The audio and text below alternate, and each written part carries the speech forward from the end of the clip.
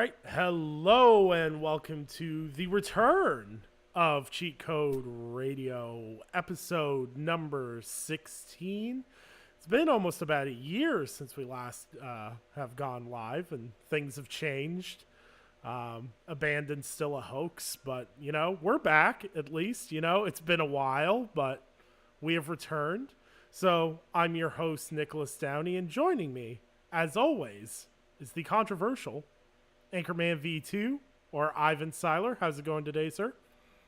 Hello, Nicholas Downey, sir. It's a pleasure to be back after a year and a half.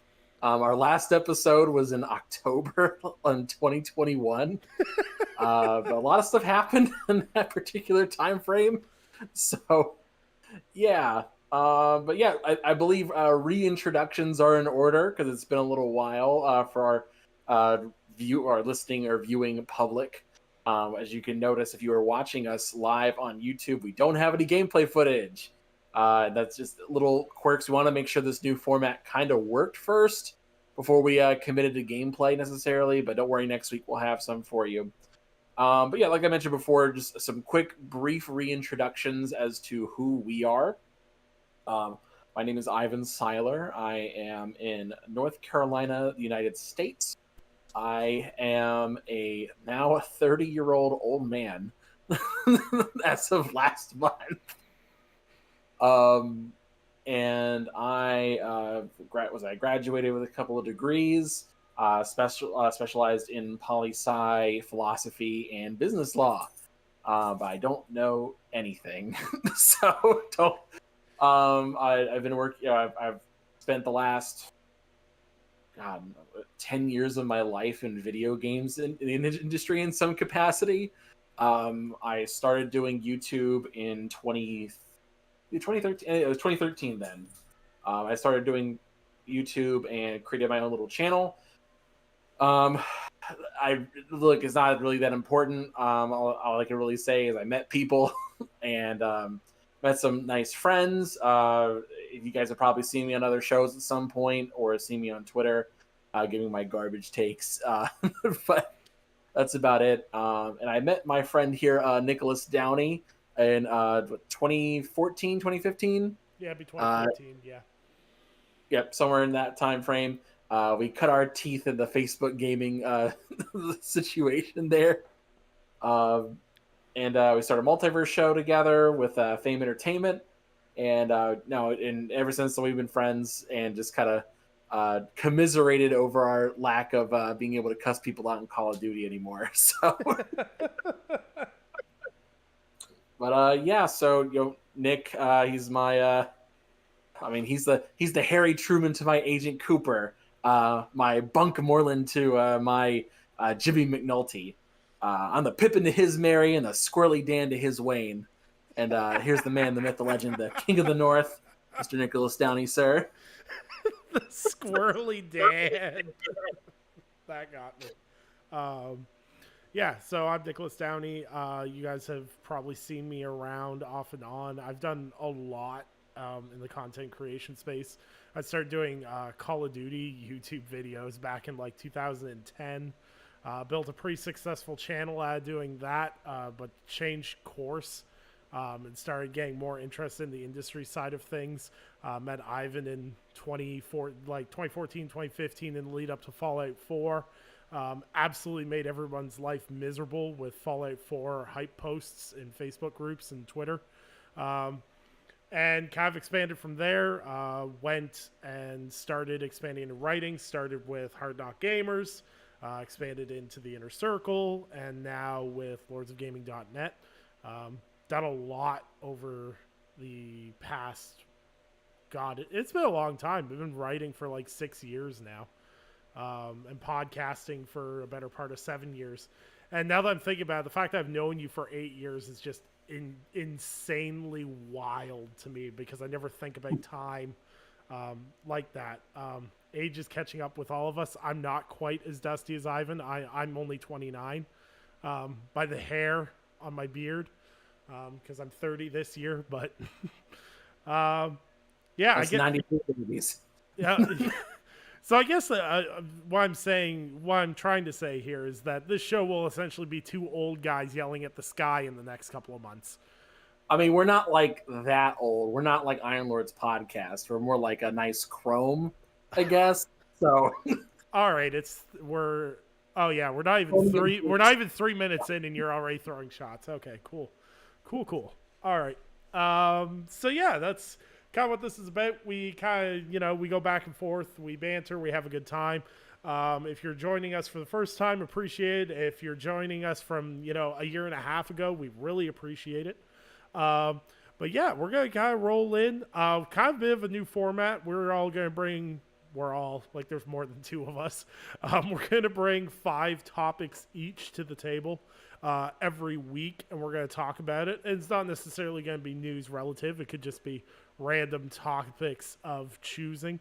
So we'll get involved in that, and of course, as we get rolling again, listener questions, feel free to send those in. We can loop those into the show somehow if you've got questions or you want our takes on things, especially if we don't necessarily cover it in our 5 allotted topics.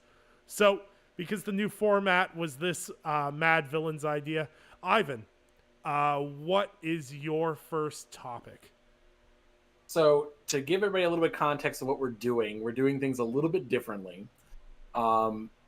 Being slotted on a Monday is a very interesting one.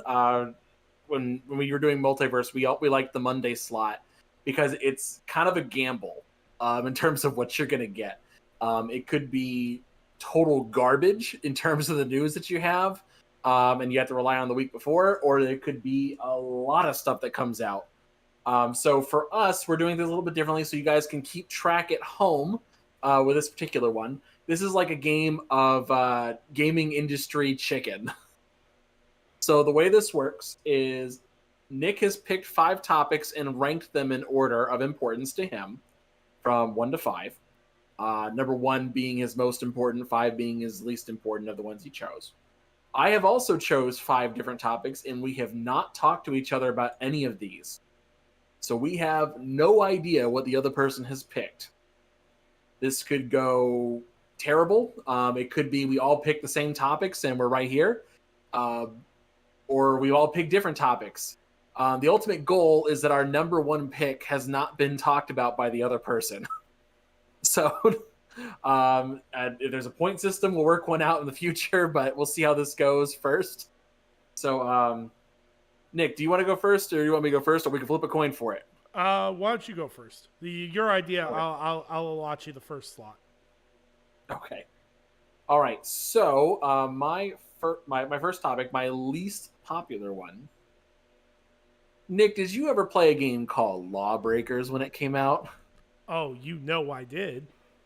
For those of you that don't know, this is a really weird situation. Lawbreakers came out in 2016, 17. I want to say 17. Yeah, I think it was same year Overwatch came out because it got sandwiched between PUBG and Overwatch. Yeah, it was a really weird. No, wait, Overwatch was 2016. No, I think it was 2017 based on this. When did it come out? Let's see. Oh no, never mind. Sorry, August 2017. Yeah, it came out August 2017 because it came out. PUBG came out before it, and Overwatch put their new event on the same day. Yep. And then on top, dude, that whole thing was such a weird cluster for that one. Guys, we're following PG-13 rules, so we're trying to not waste the one F-bomb. So Lawbreakers was a very weird scenario because it was created by media darling at one point, Mr. Cliff Bleszinski, also known as Cliffy B. And it was kind of like an unfortunate comedy of errors that had nothing to do with them. So one of the things being that they were on very limited funds over at Boss Key Studios, and they were trying to figure out, hey, we want to release our game, and so they had to choose between the PlayStation 4 and the Xbox One for their first console release. And they looked at it on paper and said, okay, well, it looks like the PS4 is doing better, so we should launch on PlayStation first. Uh, they announced that, and the Xbox base is pissed off because there's no mention about like when it's going to come to Xbox or anything like that. Just that, oh, it's coming to PlayStation, and it wasn't like a we're not going to have it come to Xbox, but it's like, oh well, we just decided to do this one first. Um, the other part about that, which was interesting, was that you had, well, the other worst case scenario for them being when they announced the game, it was announced next to the announcement for Overwatch, and people, because there were two different hero shooters, compared the hell out of it to them, and they couldn't really escape any sort of criticism there, which made it difficult for them to get good media press. And then when the game launched, it launched next to Hellblade, which became another media darling. And oh my god, it was so weird to watch because you remember back whenever Hellblade launched and everyone was talking about like, oh man, there's this mechanic that if you die, the game's over and you have to like restart. Like biggest BS that wasn't even remotely true, but people just believed it because if you died during the game, you get like this black mark that would grow up your arm, and supposedly if you got too covered in it, you would die, and you had to restart the game at that point.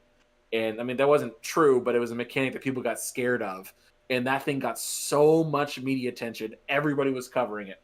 And they got just completely bodied in terms of the news. But Nick and I played it. Mr. Fame Entertainment played it. We all enjoyed that game. It was pretty fun. Yep. And then what was it, about 6 months later, it shut down. Yep. Like something that quick. And it was shut down, and unfortunately, they weren't able to continue it. And ever since then, I mean, Bosky's been kind of screwed. They did that the Battle Royale game, what's it called? Radical Heights. Yep, Radical Heights, with a really weird art style, but it kind of worked, but it kind of didn't.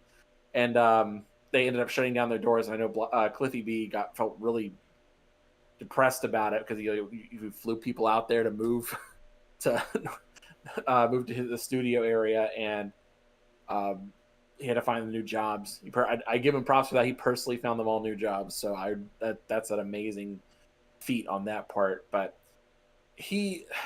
so the reason why this came up in the news, so last week, Cliff Bleszinski tweeted out that there was a development that he had met with his lawyer about Lawbreakers. So and there's some rumors were swirling about what that could possibly mean, and it all culminated in ultimately them saying that Nexon owned the rights to Lawbreakers, who was the publisher, and it potentially could come back even without Boss Key Studios existing anymore. So there is a chance of a revival. Nick, what were your thoughts on Lawbreakers first and foremost, and would you want to see it come back? So it's kind of funny because there's this whole movement in the FPS community about movement games, because Modern Warfare 2 is so much slower than previous Call of Duties and everything, and everyone's all about movement games right now. Like, I see everyone hyping up X Defiant right now like it's going to be the next big thing, which it's absolutely not going to be. But on top of that, you start looking at, what Lawbreakers did at the time, as a team-focused shooter, similar to Overwatch, but what I liked about Lawbreakers is it wasn't as necessarily colorful, as I'm going to use the word. Overwatch gives you a very, anime age. You can tell that they really tried to aim it at, a younger demographic. Lawbreakers felt like Overwatch for adults. And people can be mad about that and the phrasing on that, but that's legitimately how it felt. It felt like a darker team-focused shooter, and team-focused shooters do really well now.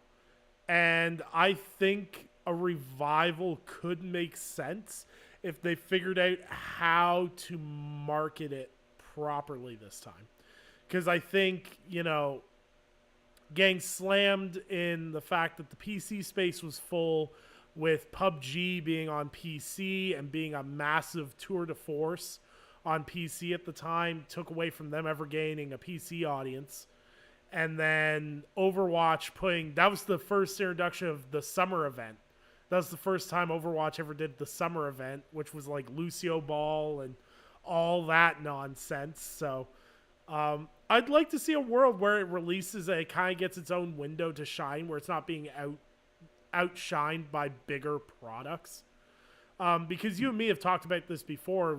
Multiplayer games kind of live and die by their release windows. Because it's like you don't release your multiplayer games next to Call of Duty. You don't release your multiplayer games in holiday time frames, technically. And I'm not saying August was a bad release date. I'm just saying that everything that ended up happening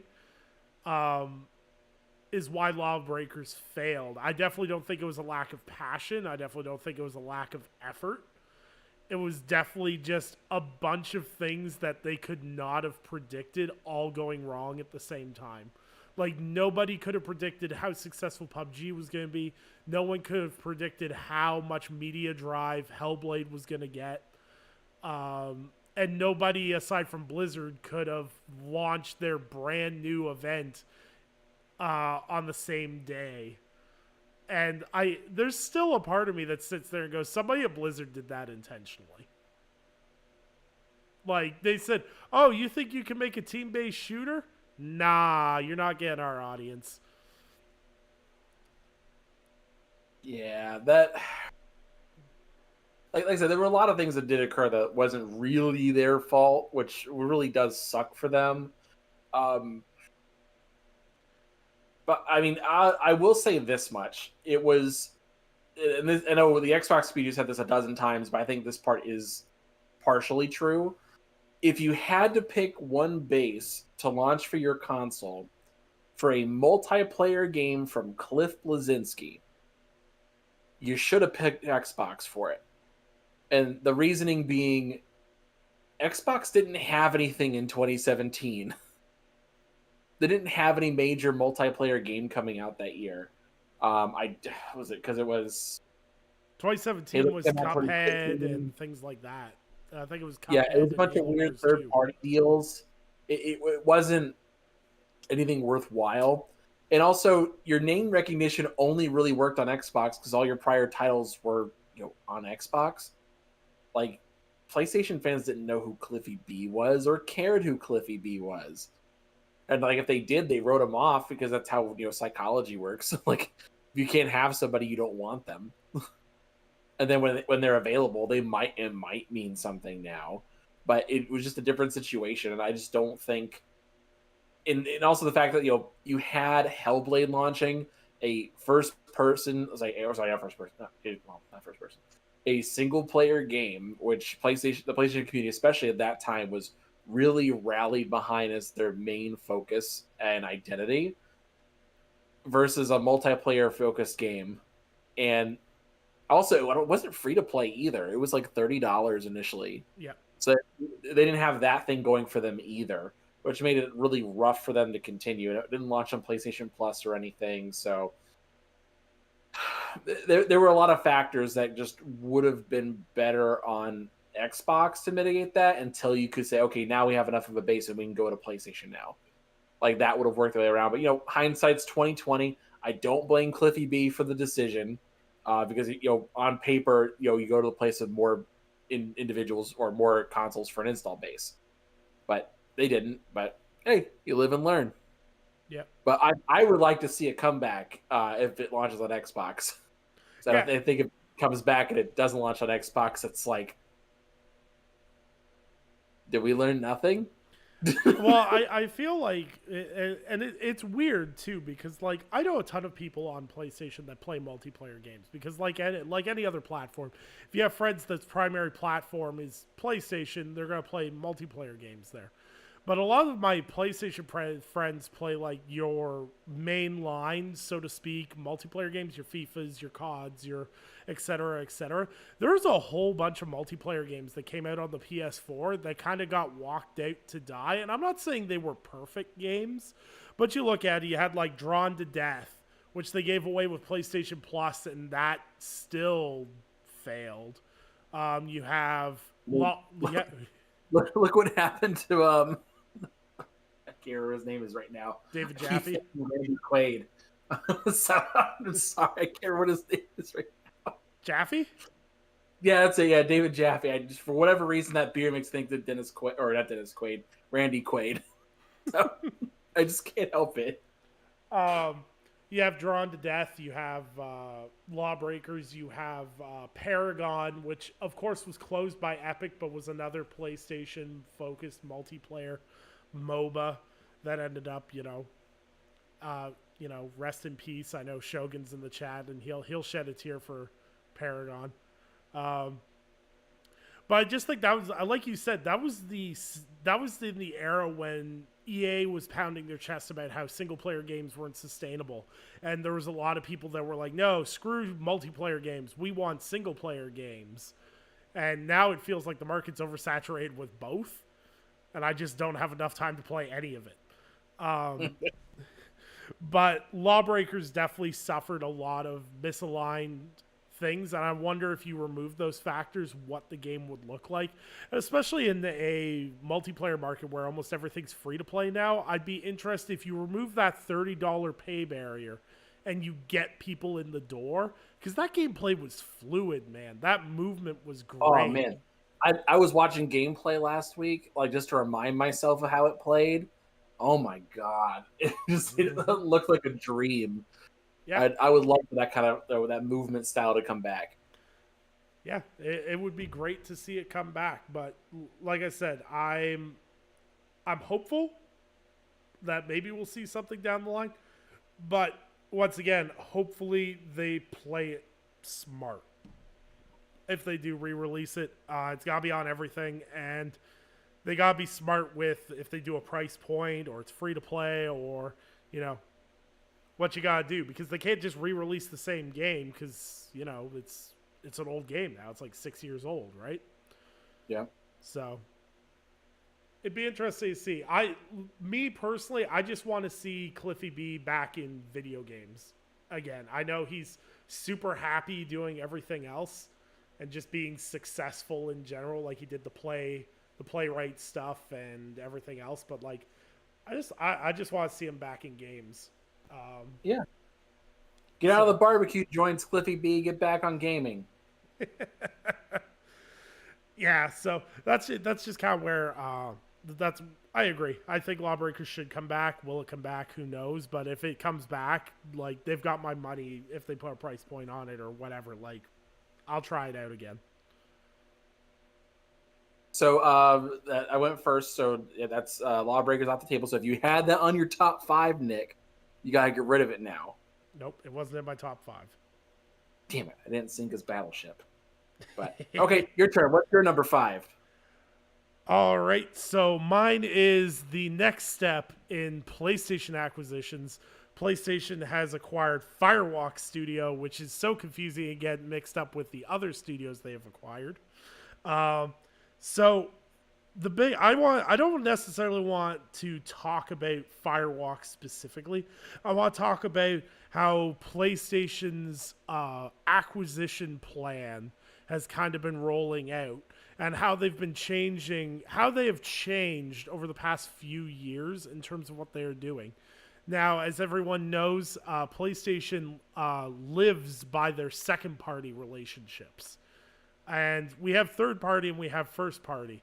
But PlayStation operates in this second-party range where there's studios that may as well be bought by PlayStation because they make PlayStation exclusive titles almost primarily. However, they don't.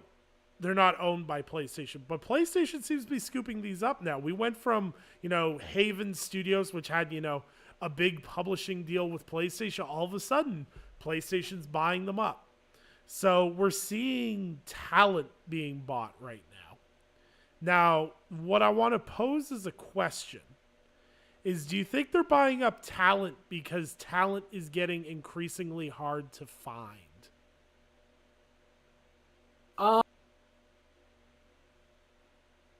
I don't know. And the reason why is, on one hand, they're trying to buy up who they can get and who's in their price range. And there's nothing wrong with that. I mean, you definitely go for it. And I think they're trying to keep talent, but I think it's not working, at least for the first party effort. Because remember when they acquired Bungie, they put that little incentive in there. They're like, oh, if you stayed for a year after the acquisition, you'd get like X amount of money. Mm-hmm. And they put that little thing in there for their employees. Um, Now they're talking about layoffs and people just leaving Bungie. That was one of the other topics that happened last week. So it's like, oh, wow, I guess they stayed for the money and left. And it's like, oh, okay. And I don't know if that's like related to Lightfall's launch or just because they got that money and ran. I think they're trying to keep talent. But I think the thing about investment is you start investing in studios in recessions because it's a way to keep the value of your money. Because it also in periods of inflation, I mean, your money's worth less essentially. And so if you buy a studio for, let's say, Nick, we created our own studio. Undead Anchor Productions is real. We made our first game. It did okay. And someone comes up to us and said, we'll buy you for $2 million. And we're like, oh, cool, sweet. Yeah, I'll take the 2 million. But, 10 years from now, that 2 million is not worth that much anymore. Maybe that 2 million is worth like 1.9, not 1.9, but like, let's say it's worth like 1.5 10 years from now, because our money is worth less than what it was before. So in a situation like that, you want to buy studios that have value to them and that is going to be a good investment for you long term. So Microsoft buying Activision, which I guess will be maybe a topic later today. Xbox buying Activision or Bethesda or whoever else. There's a bunch of IP and stuff that's going to retain value over time. Mm-hmm. And the talent is kind of fluid to that. But on the flip side, Sony's been investing in these studios that are largely unproven. Like they may have one name attached to them, but that's it. If we don't know if there's going to be good investments for that purpose. But at the same time, they have been getting rid of other studios. They have been working through this over the last few years.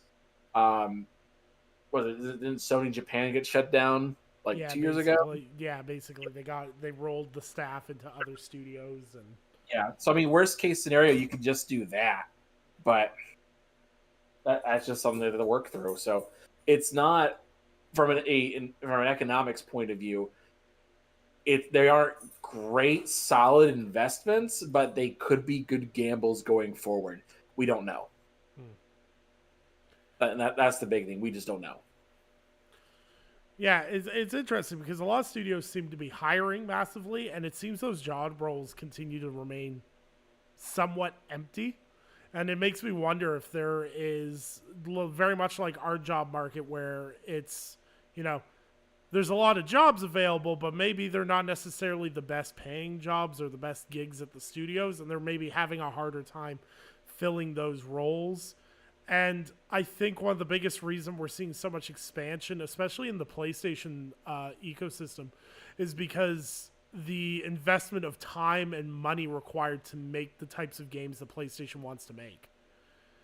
Yeah. If you start talking these big AAA, cinematic style games, those are taking longer and longer and longer and longer to make. So... Yep. You look at something like, say, God of War, and, God of War 2018, and then God of War Ragnarok came out 4 years and a bit later. And the groundwork was pretty well laid for that. So if you're talking a new AAA IP, you're talking years and years of legwork. Yeah. If it doesn't hit, though, that's not a good sign for you. So, you need to be able to make something later, but... Well, and I think that's kind of what Sean Layden alluded to a few years ago about the unsustainability of the AAA market, in terms of if you start taking 8 years and spending hundreds of millions of dollars making those games, you have to sell 20 million copies to break even eventually, because as things bloat and bloat and bloat and price points relatively stay the same, yeah, we're paying $10 more for games as a whole, but with the bloat that's going on production side and increased wages, everything else, inflation, you add all these factors in, the cost of games development is only going to go higher, which means expectations are going to only get higher. All these studios are going to, like, all these industry studios, not just PlayStation, are going to start sounding like Square Enix, being like, this game didn't hit expectations, because our expectations are bare minimum 10 million copies, because that's what our budget requires us to make. Like even for, just for conversation's sake, you look at something like Saints Row. That remake cost Embracer Group $110 million. That did not look like a $110 million game. It certainly didn't play like a $110 million game. I think they also might be rolling in the acquisition cost of the studio, but I am not positive about that. I don't see their financials. My only area of expertise is like movie financials. Yeah. But I like the fact that you brought up, like, you basically talked about tentpole models, where movies are getting more and more expensive, and in order to sustain it, they have to sell more and more and more. So, like, for example, in terms of the industry, which is a more successful movie? Avatar: Way of Water or Joker? I mean, you look on paper, and Avatar: Way of Water sold like over $2 billion. Like it did really, really well, but also cost like $1.2 billion to make. Yeah. Plus, and that's not including advertising budget. Yeah. So like it was expensive, but at the same time, like, Joker also netted over $1 billion, but it only costs, like, I think they said it was like $20 million to make. Yep. Like it's an infinitely more successful model, and it's the whole tentpole model. Like, yeah, it makes a ton of money, but at the same time, it costs a lot of money to get there too. Yeah. But like, I think actually Universal's doing something similar right now, where they're trying out different things to see what works money wise, like Cocaine Bear. No, that's a Universal thing, and it was a cheap movie to make, but it made more than its budget back, and they filmed that thing like in, like, was it 6 months or something like that? Like, it didn't take long to film. Yeah, but It didn't cost a lot, so. Well, yeah, but you and me have talked about that before. Like, that's the Embracer Group model, right? We buy this IP for $2 million. It costs us $10 million to make. We sell $20 million. We made $10 million. Now, if we do that 80 more times this year, we make a heck of a load of money. Like, it can work. Yep, it can work. Just in games, it's getting to this weird point where I think we are going to get to the point where it's like, okay, how many games has Naughty Dog made this year that are not remakes? Yeah. And I think, like, that's going to be a real question. Is that, like, okay, how many games has there been? Like, is it going to be a Rockstar model where we drop one game a generation? Yeah. And, like, is that actually sustainable? Yeah. So, but yeah. Real quick, before we continue on the next topic here, I want to give a shout out to the guys who actually showed up for our live comeback. We have our friend Reaper, Mr. Inferno, Mommy Meg. We also had Fame Entertainment turned out. Our friend Samuel Tolbert as well also came up here. So very glad for everyone to turn up and say hi. But okay, next topic. So my number 4, this better have been on your list too, because I did this on purpose. So the CMA. Did I hit it? Did I hit your CMA? Nope. No! I was played. So my number 4 is, so there's a rumor going on that the CMA will be approving the Microsoft Activision deal this week. So that is a question. I want to point out as well, there's a couple speculation firms that are out there for investment. They think they're not going to approve it until like June. Don't know. but a lot of inside sources are saying that it's supposed to be approved this week. That's the title of this particular episode. Nick, I gotta ask you, man, how wild has this like last year and like 3 months been? I It's wild because I think we just stopped recording just before this deal popped off. Or no, the deal's only been on a year, but for we've never talked about this deal on a show. But like I never thought I'd see a day where PlayStation would sit there and go, "We can't live without Call of Duty." And I never thought I'd see the day where Xbox would actually show how far behind it is in console numbers publicly. I never thought I'd see the day where PlayStation sits there and goes, "But without Call of Duty, we can't operate our business." And Xbox is like, "We can't compete without Call of Duty." It's this weird. It feels like the Twilight Zone, honestly. And then you just have Nintendo, who's just like chugging along in the background, just motoring away. It's the wildest thing in terms of industry news that it's been talked to absolute death. And I am increasingly excited that there could be an end to it on the horizon. Mm-hmm. But with that being said, I think we're getting to a point where, like, because I was kind of 50-50 for a while, but like now I'm like 90-10 that this goes through without provisions. Like there's gonna be no changes. It's gonna go through. And again, so much has happened in this particular acquisition that no one could have saw this coming. Like, I mean, all legal professionals like last year were saying, "Oh yeah, this deal's going to get approved." And the first moment where people were like, "Hold up, maybe that's going to be different," was the CMA, because Sony, for whatever reason, well, not for whatever reason, we all know the reason, but somehow Sony was able to get into the UK regulators specifically. Because remember, there was that guy who tweeted out about like, "Oh yeah, we're going to be investigating this. We don't think it's going to go through okay." And like the CMA came out and did some really wild stuff. The CMA had never like publicly tweeted with like emojis and like a thread about like, "Oh yeah, we're going to look into the Activision deal. We need Microsoft to respond to us." Like doing this whole process. Frodo, get down from there, please. Don't stand there. You can't be a streamer cat. No. So like, there was this whole, that was so weird. And we were like, what? But that started the whole question of like, okay, is this deal going to go through? Is this going to be like a thing? And then having like about a month and a half ago, then having them come out and say, "Hey, we screwed up." So the CMA specifically was saying, "We messed this up in terms of how we evaluated this.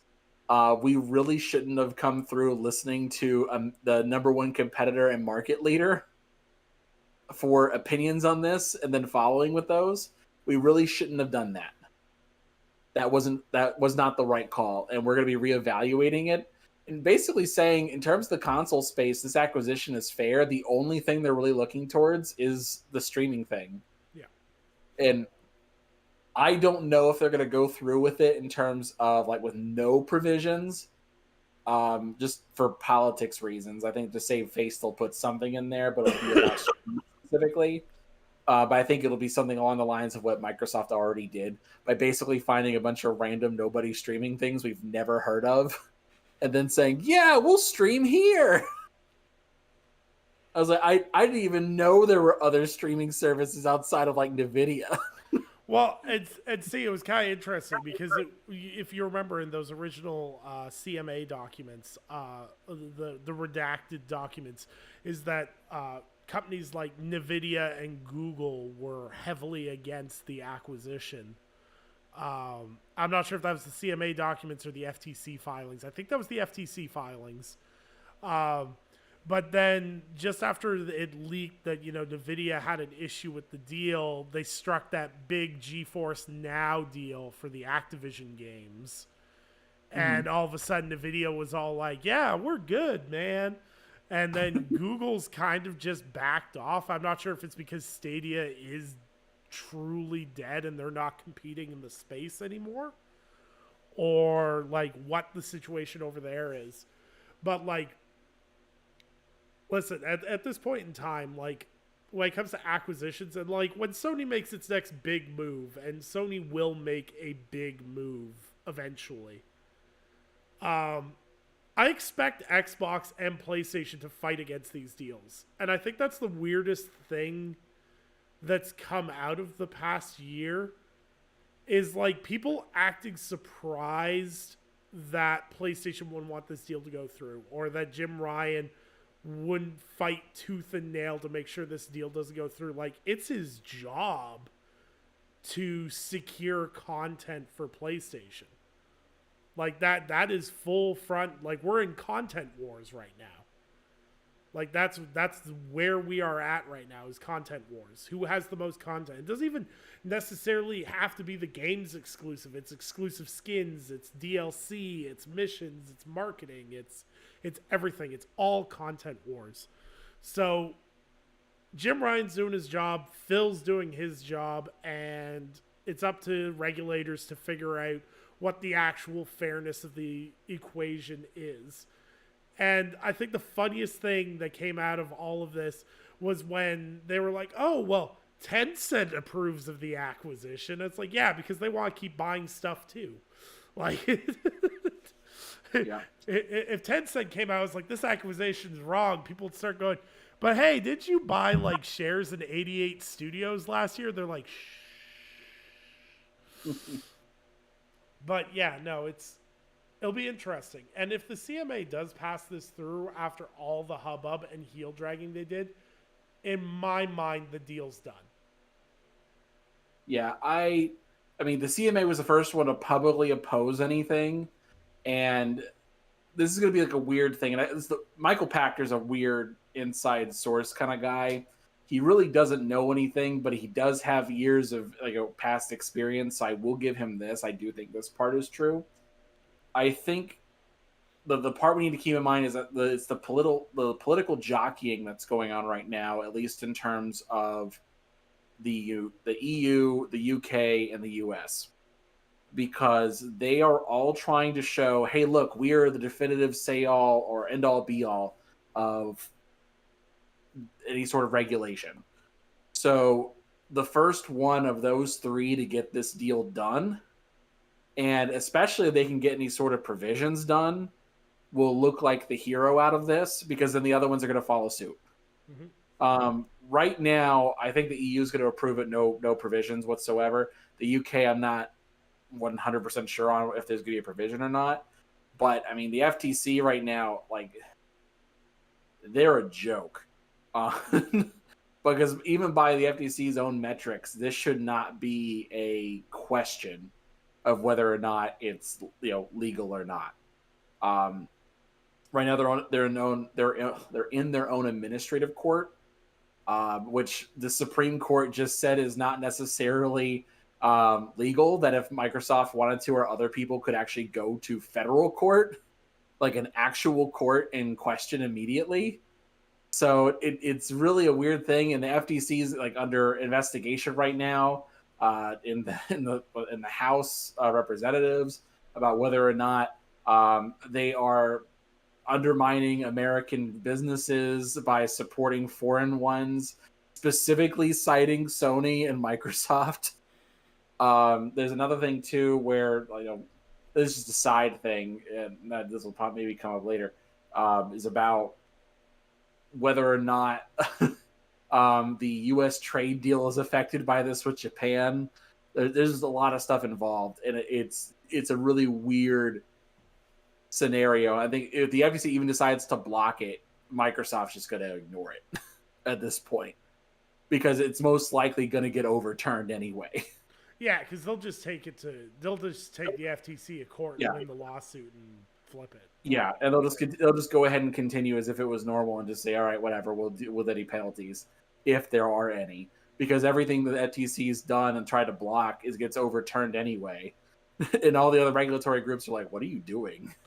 Yeah, I was gonna say hasn't the FTC been at war with like Meta for like the better part of a decade They've at been this at point? war with everybody. Like literally, just any large business, they tried to block anything that's come through, just on sheer principle of you're a large business acquiring something.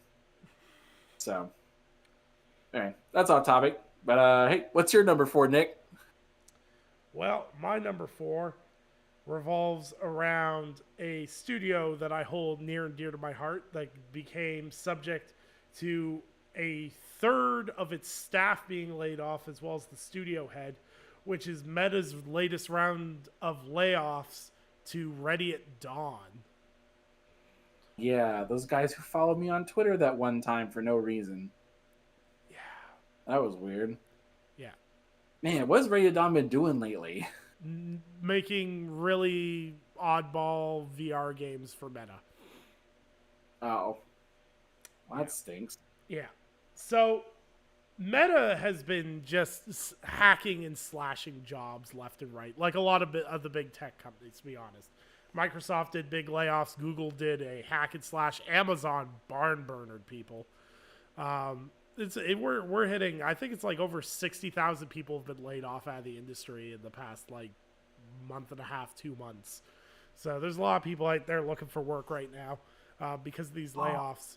But to they did Echo Arena. That's what it was. yeah, I actually played that. That was actually really good. yep. Ready Dawn does good stuff. But I just want to bring them up because, like, to me, in an era where PlayStation's buying up every smaller studio that they've worked in a partnership with, I feel like I have to drag up that one of their biggest mistakes was not buying Ready at Dawn. Yeah. Because you're pushing PSVR 2, and Ready at Dawn was an incredibly competent VR studio. Echo Arena was great. I played that like as one of the first games I got because it was free to play. But I actually enjoyed playing that. If you ever read Ender's Game or watched the movie, it's basically that. Yeah. You're in zero gravity. You are throwing a disc into holes, but you're like flying around and doing stuff. I honestly just even enjoyed walking around like the hub area, or not even walking, flying around the hub area and like crawling into vents and just like playing with friends and just dicking around. It was just a lot of fun. It took a lot of time and effort, and you could really tell in that one particular, even just in the little hub world, that they put a lot of little secrets and just fun little dumb things. And just it does stink to say that they're not shuttered, but getting cut. Yeah. And that's the thing is like to this day I need to put it to paper someday, but like the Order 1886 could have been PlayStation's Gears of War if they did a sequel. Like the gunplay was great, the story was great. It was way too short, and though those werewolf fights were garbage. But the world building, the lore, the guns, the gameplay, all of that, minus the QTE stuff, was phenomenal. It would have been a great base for a sequel. Mm-hmm.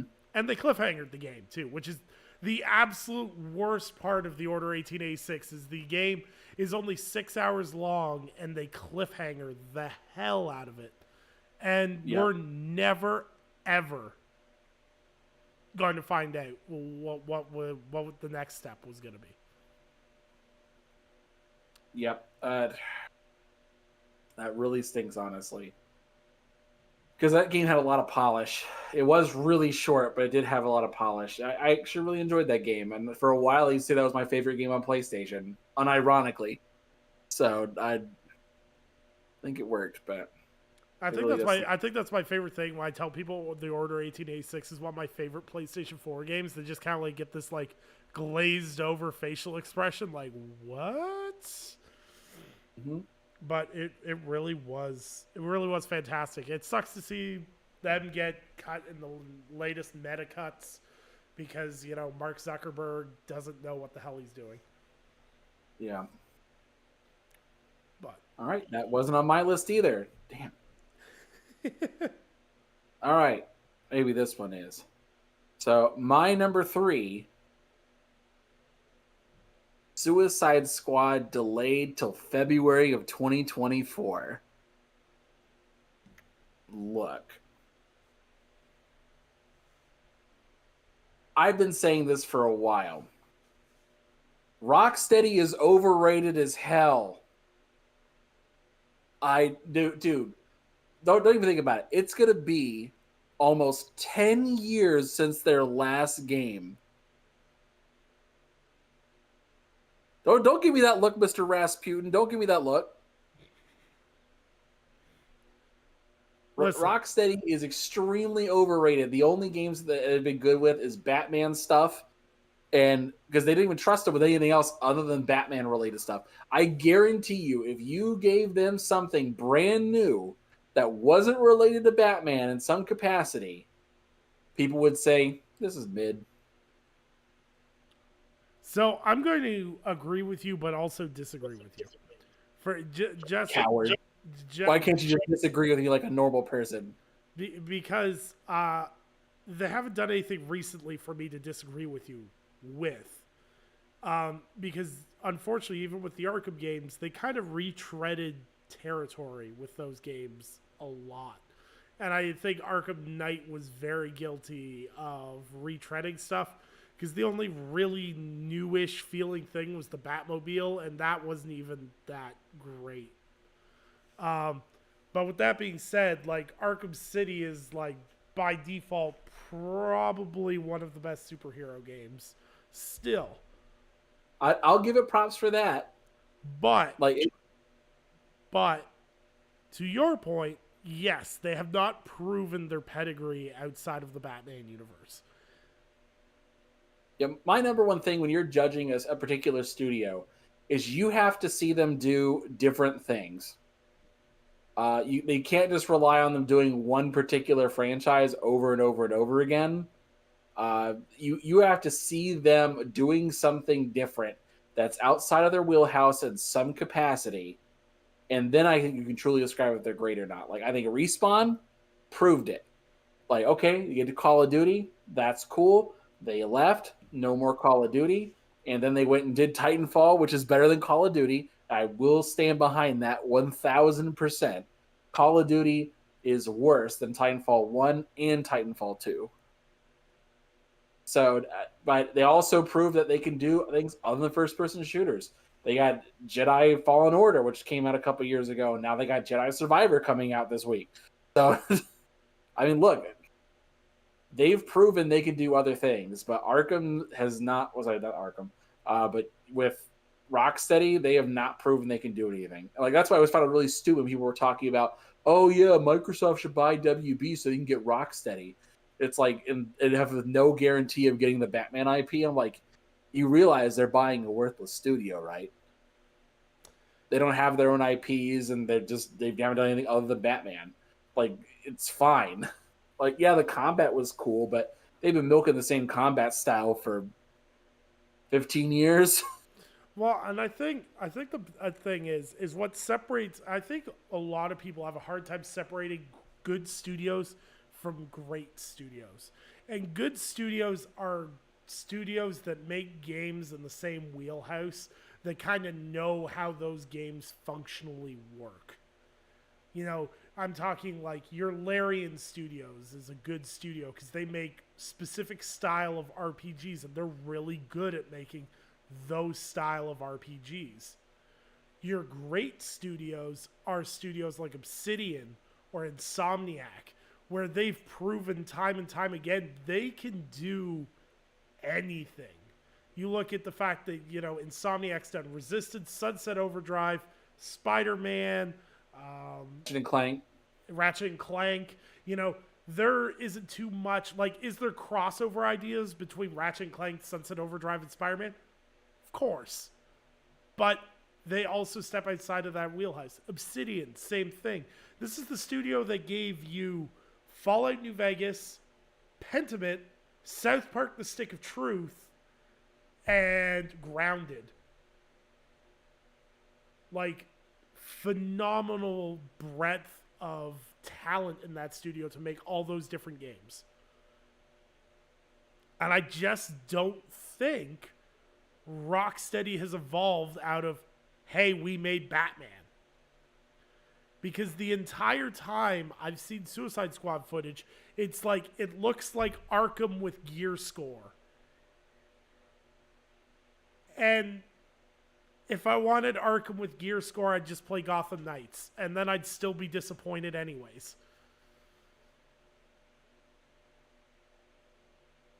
Look, I'll admit, like, Suicide Squad did not attract my attention.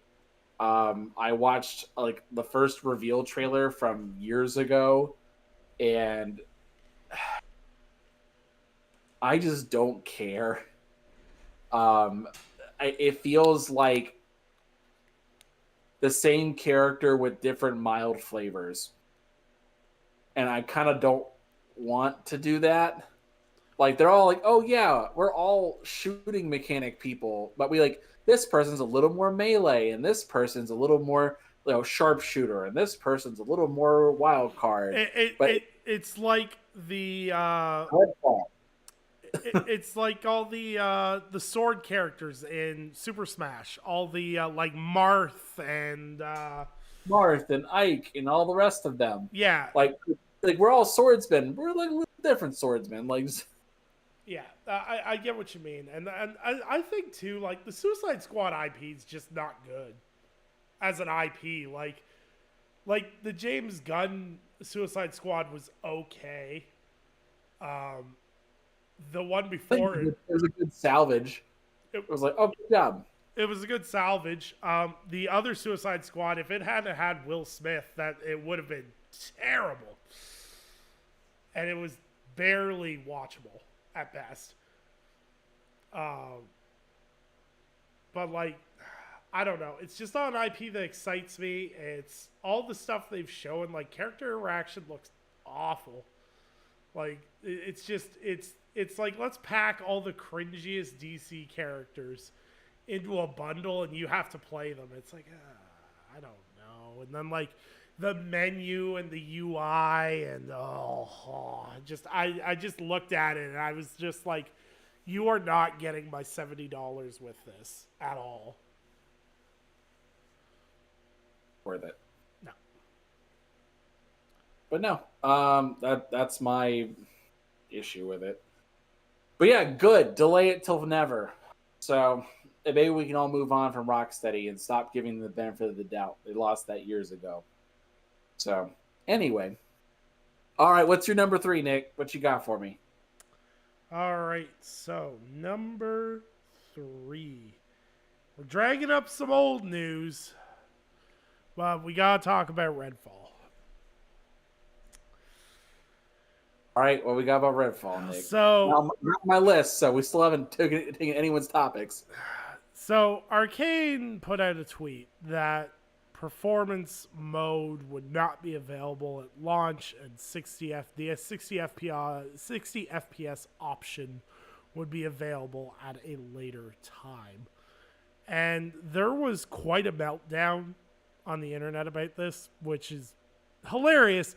And like I will never degrade anyone's reason to complain or voice their opinions on things, but it was just really it was really funny to watch people go, 30 FPS is not acceptable in 2023, and then everyone pivot and go, wow, Tears of the Kingdom looks great at 716p at 14 FPS. So once again, if you're an established IP, people's standards will go out the window for you if it's something they like. And people have a tendency to be picky about things they're not necessarily interested in the first place.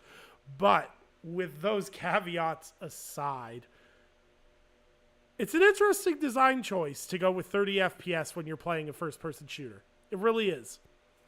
What are your thoughts specifically? Like, were you surprised that it was only going to be in 30 FPS, or did you think they'd have modes ready to go at launch?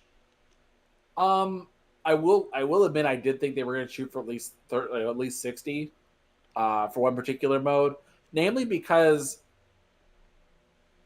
Arcane's art style is not, it doesn't shoot for graphic fidelity like that.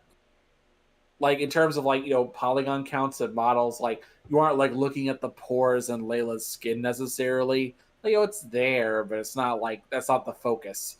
It's not like oh, I need to look at Aloy's cuticles to find out if I love her or not. It's it's nothing like that. But I literally think it's more on the lines of like, okay, this art style is not like super graphics intensive.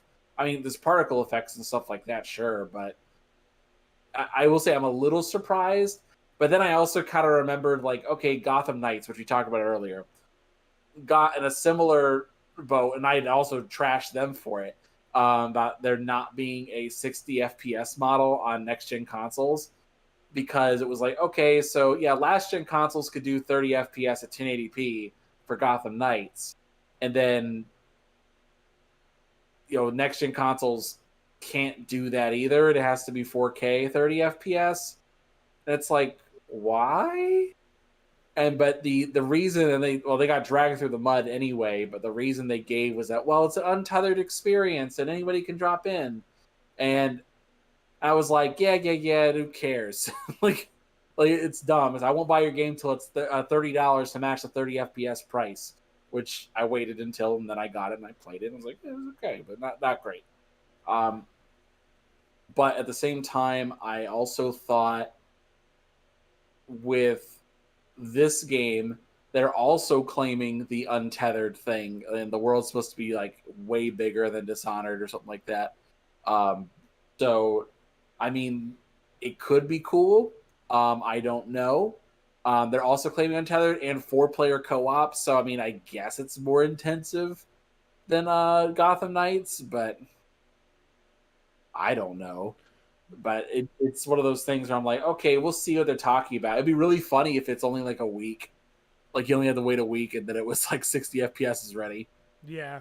So my thing is I'm wondering with Arcane if maybe that, and like this is the caveat, because I see a lot of people going, well, Deathloop had a variety of modes available at launch, which it did, but also Deathloop suffered terrible frame pacing, so its FPS didn't really matter because the frame pacing was still awful. So you still ended up with hiccups.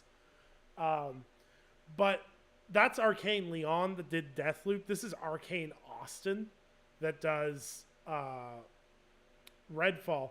And I'm just wondering if it's a design principle where they're not focused on the frame rate in terms of a core design pillar. They focus on everything else, and then the frame rate is what it is.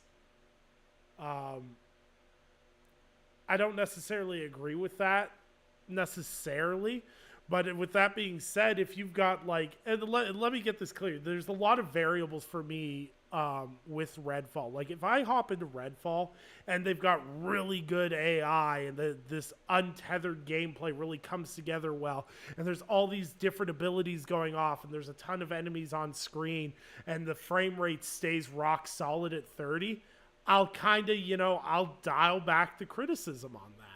But if I get in there and it's 30, but it's a choppy kind of 30, and there's not really a lot going on and everything else, then I'm gonna have some questions.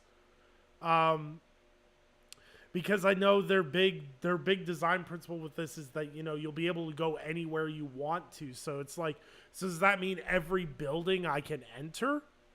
Because if that's the case, I could understand why you have to, chop back at frame rate for performance and everything else. If you have to render every single building inside and out and everything else, then yeah, in an open world, that'd be pretty demanding. And if you're doing untethered, that means you'd have to, I would assume, almost have the whole world rendered in one go. So that sounds like a lot. I'm not a game developer, but it just seems like there could be a lot going on. But once again, I don't know. I do think it's kind of shifty that they did a bunch of previews. They did a bunch of hands-on previews that they ran 60 FPS PC previews on to get people excited, and then come out and say the console versions of 30 FPS. And I think my biggest complaint remains with Xbox is it really feels like if you're on console, you're an afterthought to them. Because Redfall is going to be 60 FPS at launch on PC, but it's going to be 30 on console. Mm-hmm. So it feels like, once again, you're a first party Xbox studio. There should be that same quality across the board. Like, the console needs to be as important as the PC release. Yeah, I will say it's a weird thing that they're going back and forth between, and I don't know if it was malicious or not. I will say I'm a little skeptical of the people who went to that particular event. Like, I feel like that's a question somebody would have asked. Like, oh, is this running on consoles or PC? Like, I wonder. I don't know. I don't know if they made them sign NDAs or not. Normally, for those kinds of events, you do have to sign an NDA. I don't know what they made them do. So, but I don't know. I really don't know, and I'm not going to try to insinuate anything about it, because I just don't. But at the same time, I don't know. I personally don't care about Arcane. Like, for me, it's like a complete hit or miss. Like, I liked Prey a lot. Didn't really care for Dishonored. It was okay. So I'm just kind of all over the board.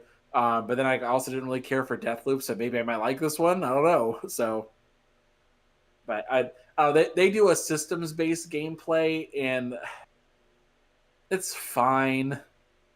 Like, but I just don't really get into it. What I mean by systems based is that you have games that are more based around like narrative, and then you have games that are based around systems. So, like, an example being, let's say Skyrim. I'm just picking a game kind of at random. So, like, a Skyrim one is more based around like narrative and fun. So they build that game around what's the player experience and what would be cool for this to happen to the player right now. Same thing with like Last of Us or something else like that. It's a narrative based. It's about what can happen to the player and what kind of emotions can this elicit. Mm-hmm. And Arcane is not really about that. It's about, hey, if our player was walking around on a giant clock, what could they mess with, and how would that affect other things? Mm. That's more systems based, and so it's interesting. I think Arcane really excels at like environmental storytelling. That's something they're really good at. Every time they touch their hands on something, every world that they develop feels lived in. Mm-hmm. But I just don't care about any of the stories. Yeah, it's just kind of like, it's okay. They have peaks and valleys. Like, I enjoyed Deathloop for what it was. Like, I enjoyed the gameplay loop. Me enjoying the gameplay loop helped a lot. I liked some of the goofy characters and whatnot. But, like, it wasn't, like, narrative of the year by any means. But, like, the first 30 minutes of Prey is the best storytelling they've ever done. Yeah. The first 30 minutes of Prey is such a mind melt. It's great. If you haven't played Prey, go play Prey. But with Redfall, like, I'm just looking for something fun to play with my friends.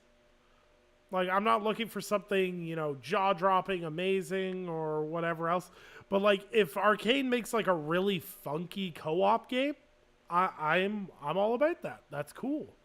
I'm remain skeptical with the whole 30 FPS thing, but at the same time, until I'm playing it, I really don't want to spend too much time just slamming them for it.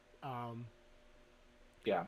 They just got to show their homework, basically. It's like, you know, we're looking at the end equation, but we're not seeing the work that went into it. So I'm interested to see, you know, what stuff they haven't shown with it yet.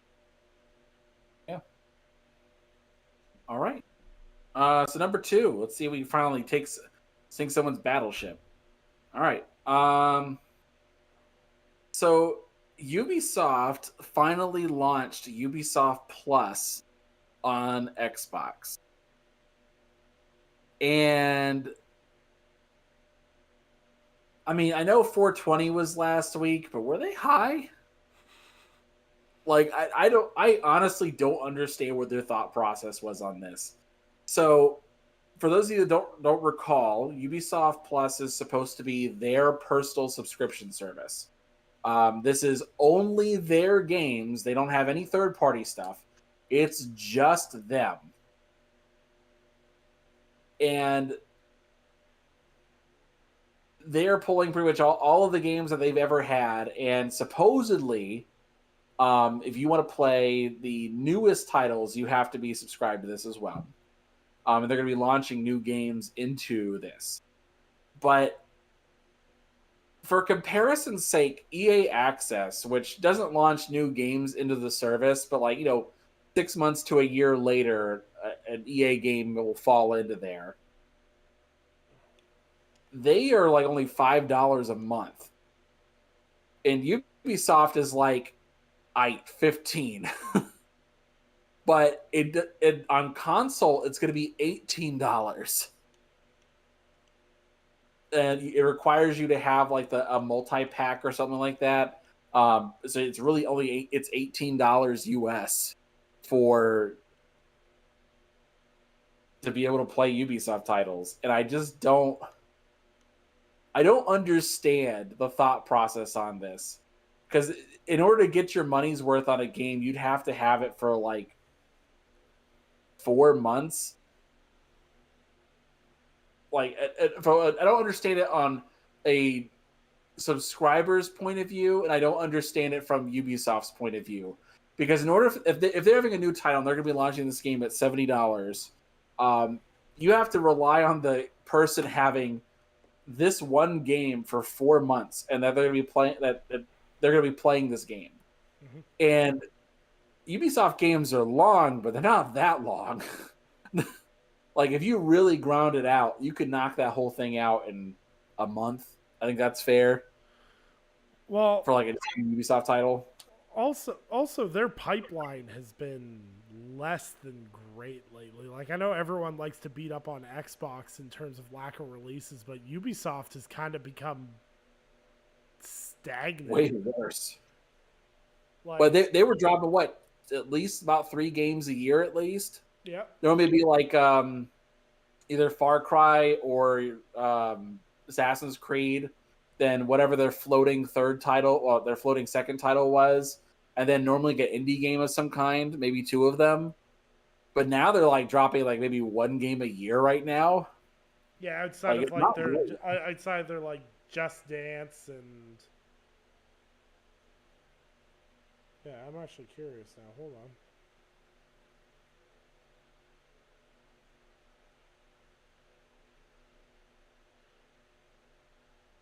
Yeah, they're 2023. Hold on, 2022. 2022 was Just Dance. 2023, Mario Rabbids Sparks of Hope, which they said underperformed. Rocksmith Plus, Wild Arena Survivors, which was a mobile game. Rabbids Party of Legends, Roller Champions, Discovery Tour Viking Age, which was walking sim, I guess. Roller Champions again, but that was the full console launch. Trivial Pursuit Live 2. The Assassin's Creed Ezio Collection on Switch. And then Extraction, which was just not great.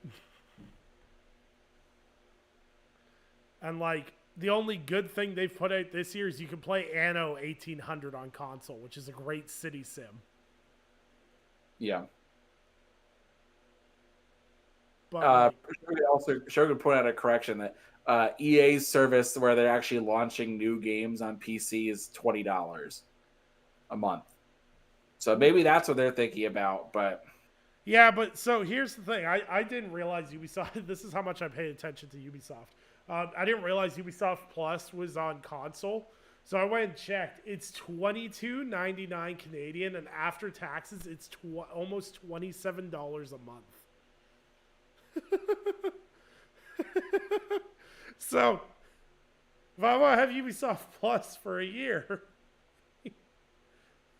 I'm paying $324 Canadian. Yeah, I mean, the thing about it, especially because you launched on Xbox, like on PlayStation, they have like the classics option where it's not new titles and it's like a curated list. I think that's fine. Yep. Like that seems okay. It's not a bad option. But on Xbox specifically, it's like, look, we're used to like value, and you're not even giving us the option for that right now. And like I said, I'll probably give it a shot at some point when some Ubisoft game comes along. I'm like, damn, I actually want to play this. I'll just subscribe for 1 month and be done with it. No, no. See, what I don't understand with this is their subscription service is so damn high that I could probably get the game cheaper 2 months after launch than subscribing to the service for a month. True, probably could. Like, that's why I don't buy Ubisoft games at launch. Because it's like $30 within 3 weeks because they launch all their big games in fall in like October, November. So you know either Black Friday or Christmas, you can get it for 30. It's just, it's interesting. It's interesting that that's the trajectory that, you know, Ubisoft is on now. And like, they better hope Avatar hits.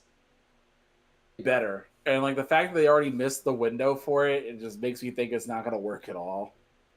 But Like, I mean, because if they had launched like within like 3 months of the movie, that might have helped. But it's going to be a year out, and it's just like, okay, fine. like the only games they have slated right now is Assassin's Creed Mirage, which I think will do exceptionally well.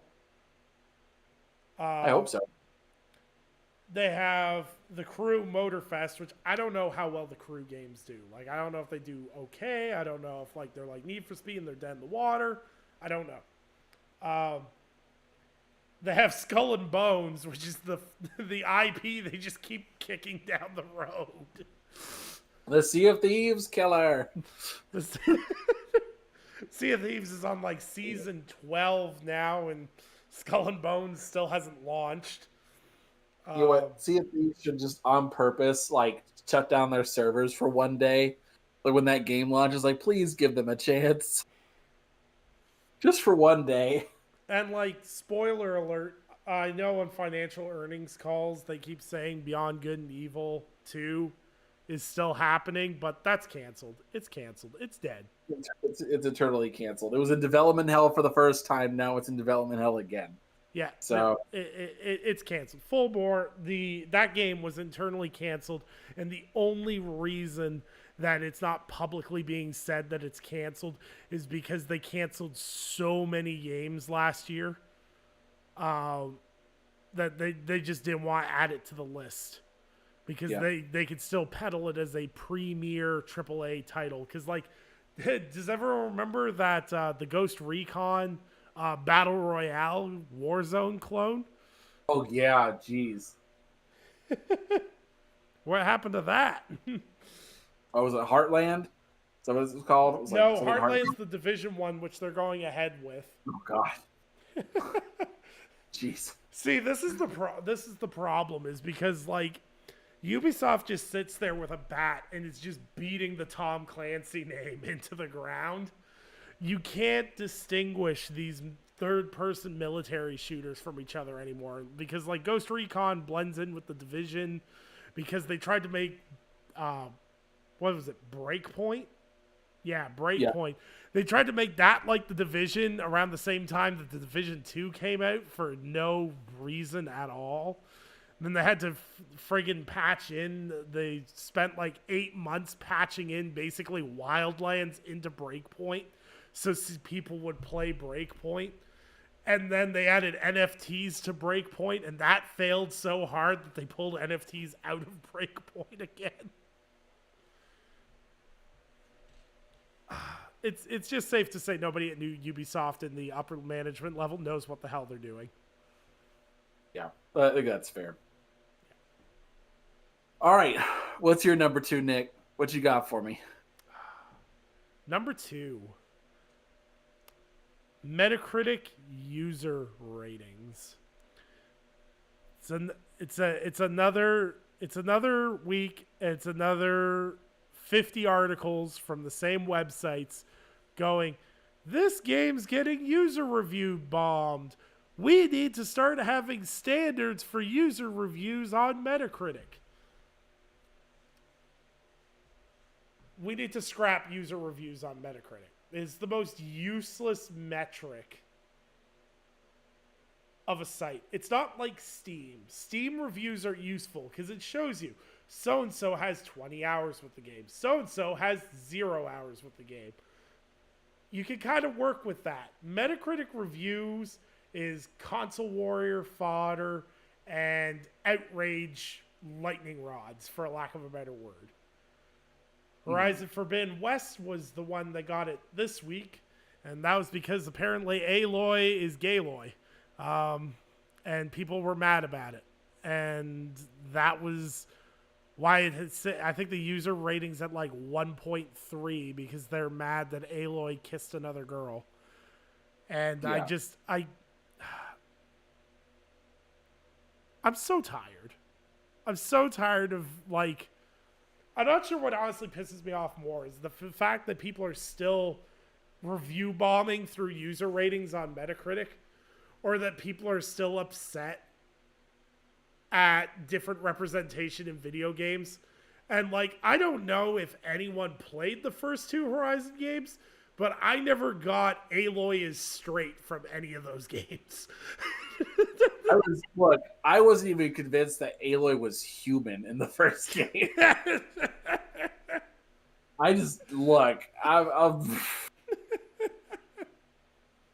One, I don't care.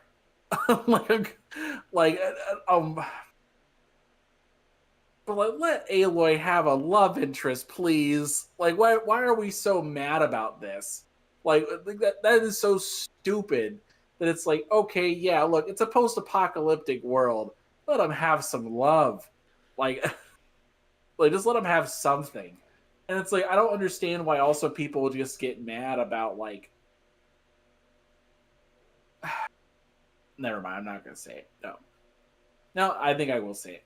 So I also want to point out, too, I thought this was really stupid that people were bringing up, like, oh, look, see, she's not gay. It's a choice at the end of the game. You could choose to kiss them or not. It's like, if you played a Horizon game, there are no real choices. It's like Fallout 4. It's just different spicy answers of, like, yes or no. Okay, no, but the difference was in Fallout 4 is you'd say select no, you'd say no, and they'd be like, screw you and the horse you rode in on. It's like, whoa, that wasn't the tone I was going for. Yeah. And then it's like, okay, look, I mean, it's the only real progressing narrative option. Like, it also, I'm pretty sure being gay isn't a choice. So let's stop with that. Jesus Christ. I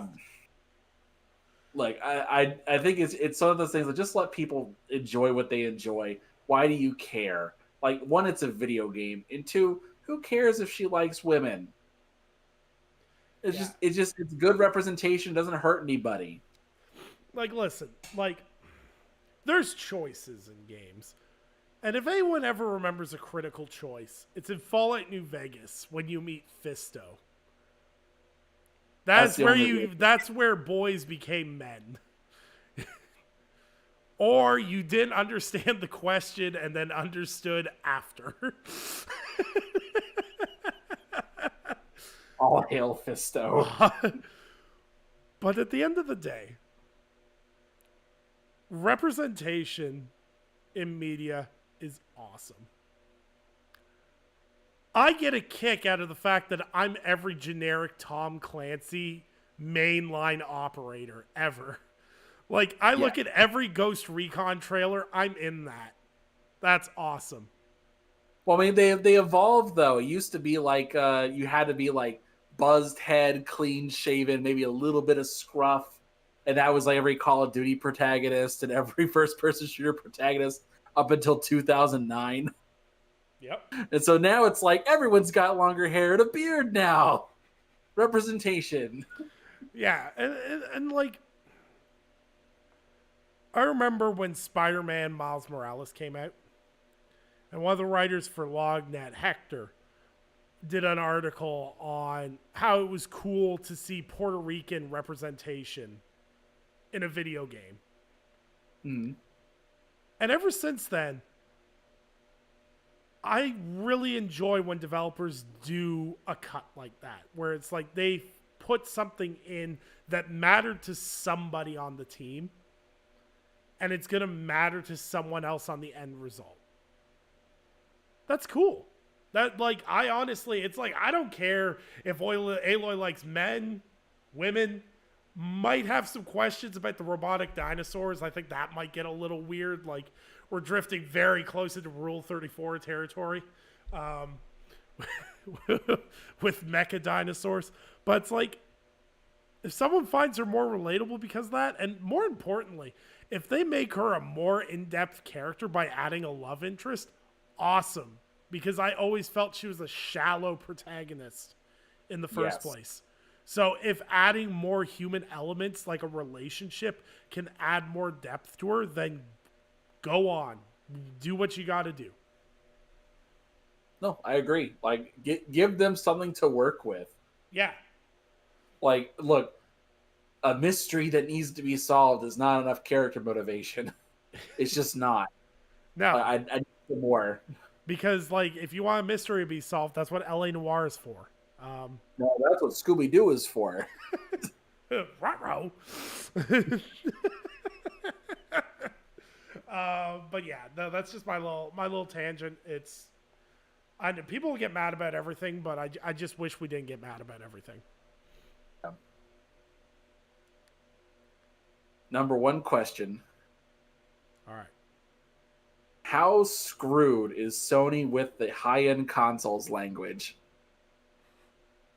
Dude, I didn't expect to see this backfire so hard to the point where Sony is getting investigated and you have the United States government actively investigating and pushing and looking into these third-party exclusivity deals with PlayStation, all because of this stupid language choice they chose to go with.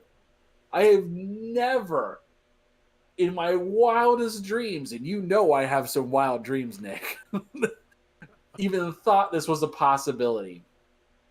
I saw one thing recently where they were asking, I think it was like a senator from Kentucky was asking one of the people for the Japanese Trade Commission. They were asking them about whether or not this violated their agreement, and actually they agreed with them. And they said, "Oh yeah, no, like if they, Sony controls 98% of the high-end console market, and yeah, there are games that are being excluded from other platforms because of exclusivity deals." Yeah, no, that. And they were like, "Oh, do you agree that's unfair?" They're like, yeah, we think that's unfair. And it's like, oh shit. What are you going to do about this? I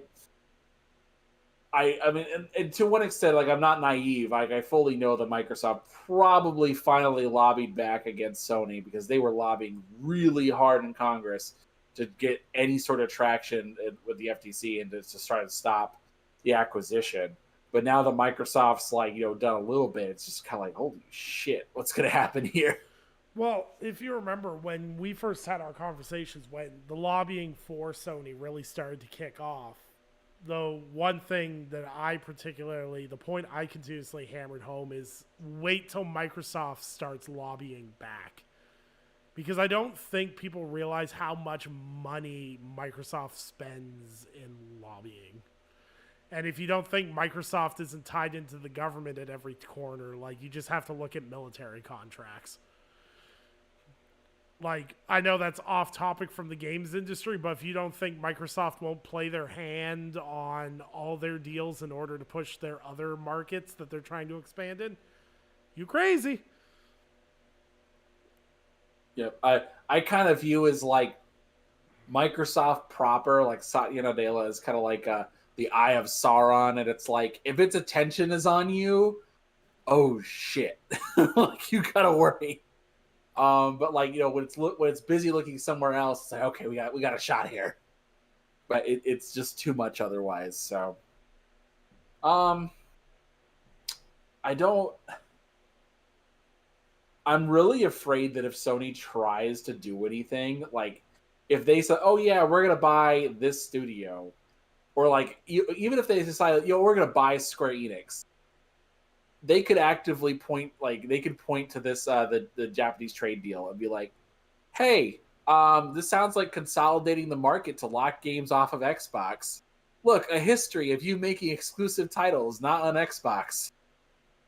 And like, just imagine a world where like Sony is forced into a situation where they buy and pay the money to Square Enix and are forced to release all those games on Xbox. Mm-hmm. It's like, oh, well, this is a concession deal. You have to do this now.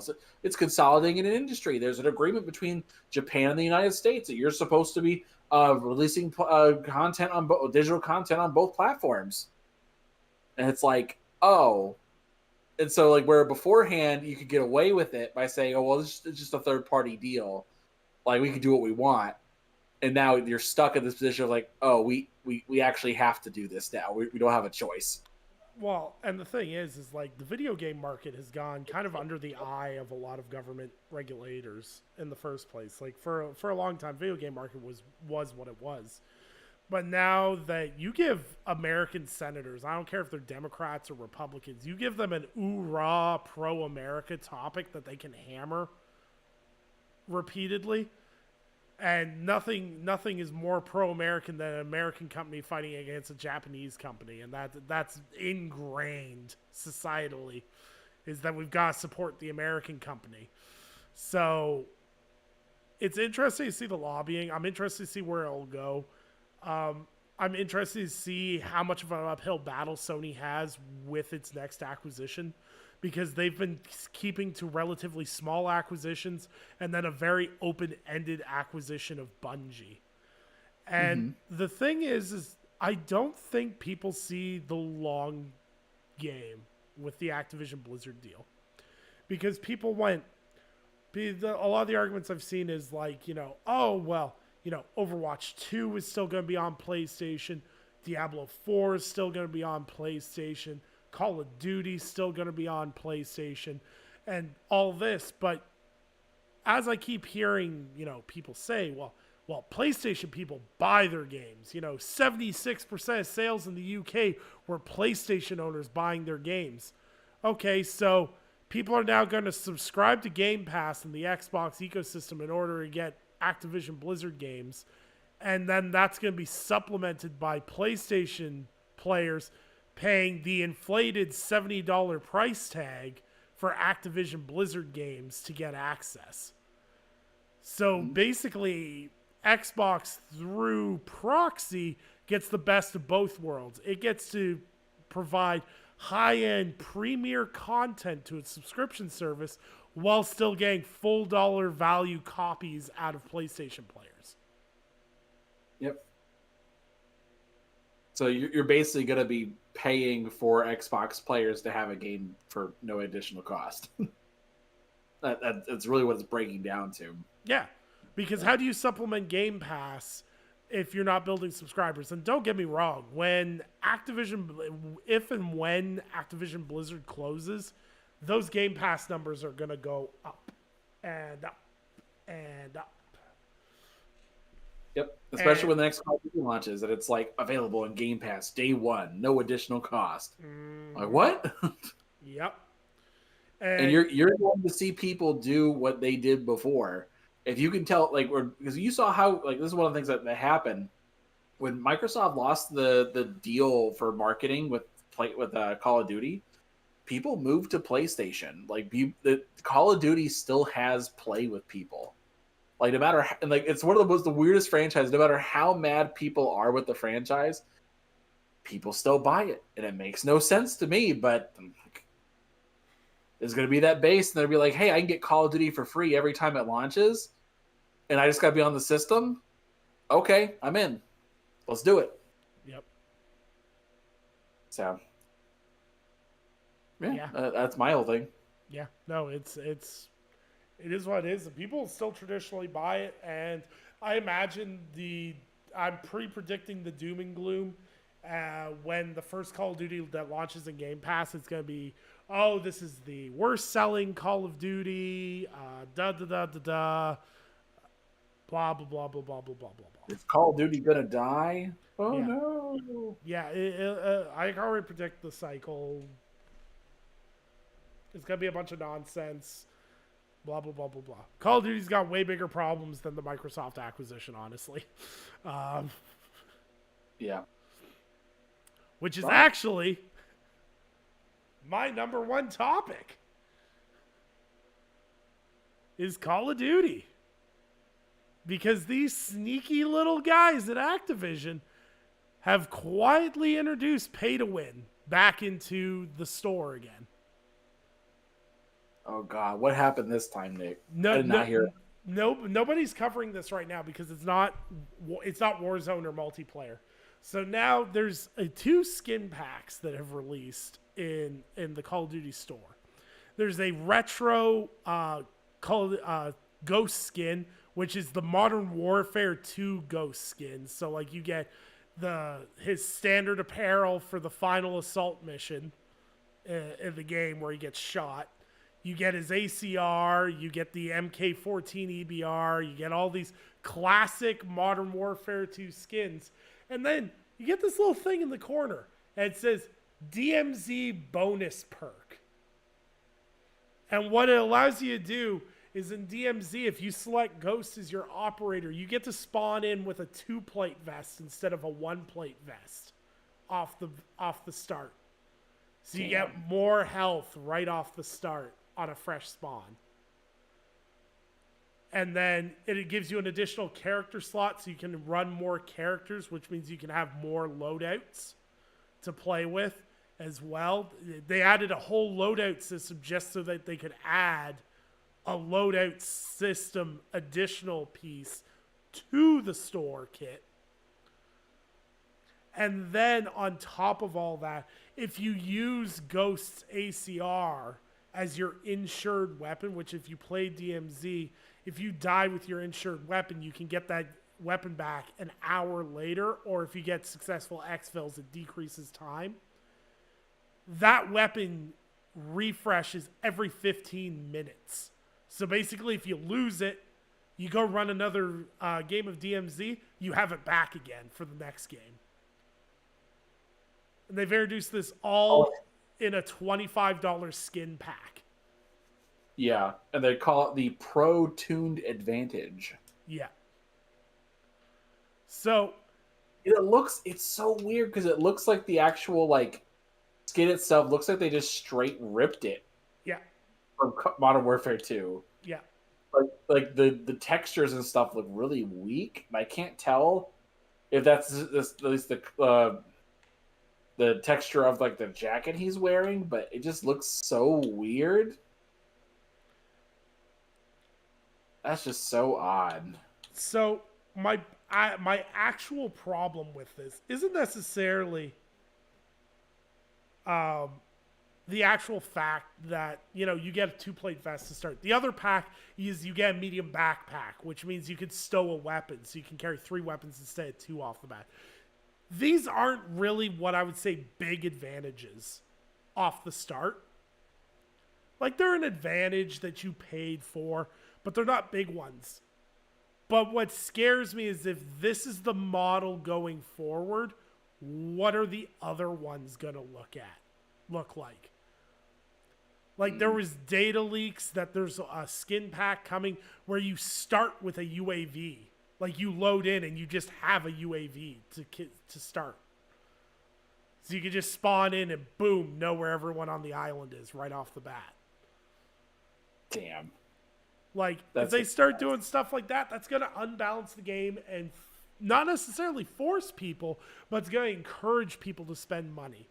And I don't know if anyone put as much time into Advanced Warfare as I did. I played a metric ton. I've got like 90 days in Advanced Warfare. And like, that was the last COD where I covered extensively in a YouTube manner. And like, those supply drops and loot boxes were the most egregious nonsense that's ever been committed in monetized gaming. You had guns that had TTK that was 1 to 2 seconds faster than other guns that were only available in loot boxes. I'm worried that Activision's just smelling blood in the water and doing this, and they're sneaking this in because it's skin bonuses. It's not gambling because you know what you're getting. They found a way around the whole loot box gambling thing. We're now sliding it in and causing more reasons to buy packs other than just cosmetics. Yep. I'm not surprised either. So this is wow. And it's $25 too is the kicker. It's a $25 pack. Yeah. Like I'm terrified because DMZ has been one of the most refreshing things Call of Duty's done. I don't play Warzone, and multiplayer's okay. But DMZ's this whole new thing that I really enjoy, and watching them slowly monetize the shit out of it scares the hell out of me. Yeah. No, I don't doubt it. Like that is such a wild thing because I know you and Reaper specifically play, DMZ on a regular basis, and it's just that is so wild to see that they're willing to go down this low for this. Because like they have really cool stuff. Like I'm gonna be honest, they have some cool stuff. I actually pulled up the store while I'm here. Like they got like tracer packs and stuff where like it makes like guns have like this really cool mechanic to it. So it's like, oh yeah, I can shoot lasers and have like demonic like dark ritual stuff pop up when they're dead. Like it's just a random fun thing. And it's like, oh, that's cool. But like it's just so weird to watch them devolve like this. Because like they're really taking advantage of like doing a cool aesthetic, and they're just like they're so quickly going into this that they're willing to drop down this low so quickly. Well, and the kicker is like the Ghost Pack would sell on its merits alone for the nostalgia. Like the nostalgia sales on that skin alone are going to be insane. To then incentivize it even further, whew, it's nutty. Yep. Like also, this is the part that kills me too. Is actually my only really major complaint with this is that they have now monetized hero systems to the point where, like, oh yeah, I bought like the vault pack and I got my special Captain Price skin, but you can only play with it half the time unless you're playing a DMZ.